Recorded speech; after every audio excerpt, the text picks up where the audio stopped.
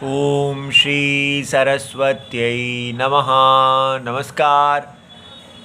चतुष्षष्ठी अधिक चतुश्शततमी कक्षा, हमारा यही सूत्र चल रहा है।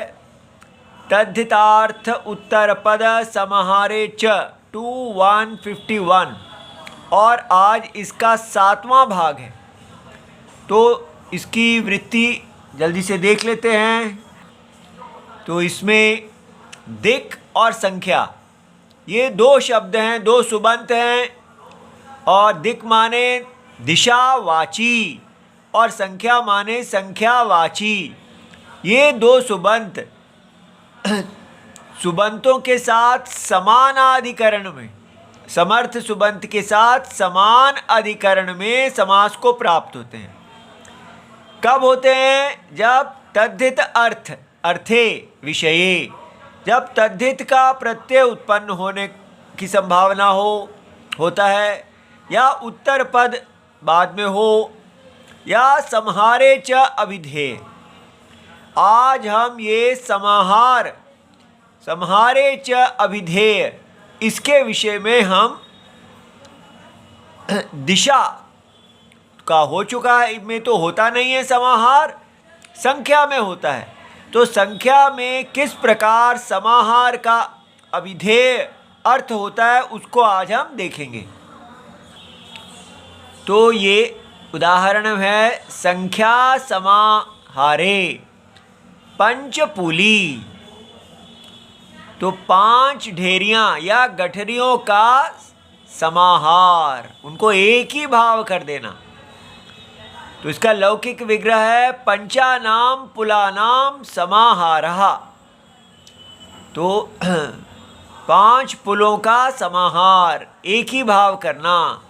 यहाँ समाहार अर्थ में संख्या का समास हुआ है। तो पूर्व पद संख्यावाची है और उत्तर पद के साथ समान अधिकरणम है और समाहार का अभिधेय है। ठीक है, तो अभिधेय समाहार का अर्थ है। इस प्रकार यहाँ पर जो प्रकृत सूत्र है हमारा, तद्धितार्थ उत्तर पद समाहारे च 2151, उससे समास किया जाता है। तो अलौकिक विग्रह हो जाता है पंचन जस पुल जस सु औ जस, बहुवचन प्रथमा विभक्ति बहुवचनम। तो इसकी समास संज्ञा और प्रातिपदिक संज्ञा जो है वो कैसे होती है? समास संज्ञा तो इसी सूत्र से हो जाती है। प्रातिपदिक संज्ञा कृत तद्धित समासाश्च 1 to 46 कहते हैं कि जो समास होता है उसकी प्रातिपदिक संज्ञा होती है। फिर हम सुप का लुक करते हैं। सुपो धातु प्रातिपदिक योहो, अर्थात धातु का और प्रातिपदिक का जो सुप अवयव हैं उनका लुक हो जाता है। तो लुक हो जाने पर पंचन पूल इस प्रकार हो जाता है। फिर ये जो पंचन, इसको हम पद, क्योंकि सुप्तिगंतम पदम, ये पद की संज्ञा इसकी अक्षुण्ण है। तो न लोपः प्रातिपदिकान्तस्य, तो प्रातिपदिकान्तस्य पदस्य न लोपः भवति। तो न का प्रातिपदिक का जो पद है उसके नकार का लोप हो जाता है। तो ये पंचपूल बन जाता है। तब हम इसकी द्विगु संज्ञा करते हैं। संख्या पूर्वो दिगुहु 2152। तो यहाँ पर ये आप देख सकते हैं, ये 52 है, ये 51 है।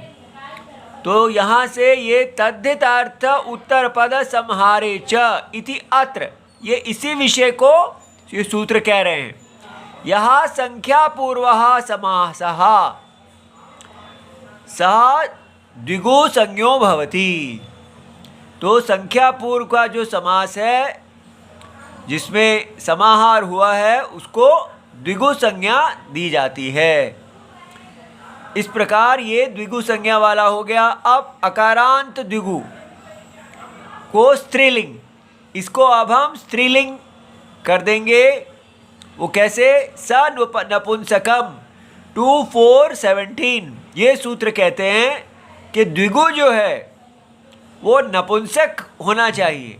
यस्य अयम एक भावः विहिता, एक भाव माने समाहार, सारे का एक भाव हो जाना, सा नपुंसक लिंगो भवति। द्विगोर द्वंद्वश्च, चाहे द्विगु हो या द्वंद्व हो, तो यहाँ पर द्वंद्व के इतरेतर योग की बात नहीं हो रही है, ये समाहार द्वंद्व की बात हो रही है। इसी प्रकार द्विगु में भी समाहार की बात हो रही है। तो पंच गवम दश गवम नपुंसक लिंग होता है। तो ये पर व लिंगता का अपवाद है। तो ये अंतिम जो पर पद है, उत्तर पूर्व पद नहीं, जो उत्तर पद है उसके अनुसार जैसा तत्पुरुष में लिंग होता है वैसा नहीं होता द्विगु में। तो अब इसको प्राप्त तो नपुंसक लिंग है, लेकिन यहाँ वार्तिक है जो कहते हैं कि अकारांत उत्तर पदो द्विगु स्त्रियाम भाष्यते। तो जो द्विगु अकारांत हो, अकारांत उत्तर पद वाला हो, तो पुल जो है वो अकारांत है, उत्तर पद, ऐसा द्विगु स्त्रीलिंग कहा गया है। इससे अकारांत उत्तर पद होने से ये स्त्रीलिंग हो जाता है। तब स्त्रियाम 413 का जो अधिकार है, अधिकारः अयम समर्था नाम प्रथमाद्वा 4182, तो 213 से लेके 4182 तक ये अधिकार जाता है। इति अस्मात् पूर्वम, इससे पूर्व तक ये अधिकार है। इतः अग्रे वक्ष्यमाणाः प्रत्ययाः स्त्रियाम स्त्रीलिंगे भविष्यन्ति, तो ये प्रत्यय स्त्रीलिंग में होते हैं। अब इसके बाद द्विगोहो 4121 ये इसी अधिकार के अंदर पढ़ा गया है। तो ये कहते हैं कि द्विगु संज्ञकात, जिसकी द्विगु संज्ञा की गई है, प्रातिपदिकात स्त्रियाम ङीप प्रत्ययो भवति। तो जब भी द्विगु संज्ञा वाला कोई प्रातिपदिक होगा उसका स्त्रीलिंग में ङीप प्रत्यय होगा। तो ङीप के अनुबंधों को अलग करके इत प्रत्यय करके इत संज्ञा करके दीर्घ ई आ जाता है। अब हम इसकी भ संज्ञा करते हैं यचि भम। तो यकारादौ अजादौ च स्वादौ सर्वनाम स्थान वर्जिते। तो पहले जो नपुंसक के सर्वनाम स्थान कहे गए हैं उनको छोड़ के, और स्वादौ अर्थात जो सु से लेके कफ प्रत्यय तक हैं चतुर्थ अध्याय में, उन सारे प्रत्ययों में जो यकार आदि है या अजादि है, तो ऐसे प्रत्यय, तो ये अजादि प्रत्यय है, परतः पूर्व की भ संज्ञक हो जाती है, तो अ की भ संज्ञा हो गई। अब यस्य इति च 64148 से ई वर्णांतस्य अवर्णांतस्य, ई वर्ण से अंत होने वाला और अवर्ण से अंत होने वाला, च भस्य ईकारे परतः तद्धिते च लोपो भवति। तो ये जो है, ये भ जो है अवर्णांत है और ईकारे प्रत्यय परतः ये ईकार प्रत्यय है, और इससे कारण इसका लोप हो गया अ का, और ई इसमें चला गया तो पंचपूली बन गया। अब है द्विगोर एक वचनम 241। तो जो द्विगु समास है उसका एक वचनम अर्थात द्विगुः समासः एक वचनम भवति, एक ही वचन में होता है। एकस्य वचनम एक वचनम, एक का वचन, एक को कहने वाला, एकस्य अर्थस्य वाचको भवति इत्यर्थः। अर्थात ये समाहार की बात हो रही है। तत् अनेन प्रकारेण द्विगु अर्थस्य एकवत् भावो विधीयते। इस प्रकार समाहार का विधान कर दिया गया। द्विगु अर्थः एकवत् भवति इति समाहार द्विगोश्च इदं ग्रहणम न अन्यस्य।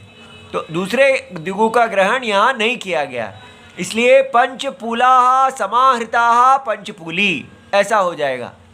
तो पंचपूली से सु जो है उसकी प्राप्ति हुई है एक प्रथमा विभक्ति में, लेकिन हल नी आभ्यो दीर्घात सूतीसी अप्रक्तम हल 6168 जो कहते हैं कि हलंतात नी अंतात, तो ये नी अंत है दीर्घ और उससे सूतीसी इति अप्रक्तम हल लुप्यते, तो अप्रक्त हल जो है उसका लोप हो गया, स का लोप हो जाने से यहाँ पर इसकी ये रूप तैयार हो गया। इसी प्रकार अष्टानाम अध्यायानाम समाहारः अष्टाध्यायी इति सर्वं शिवं प्रणाम।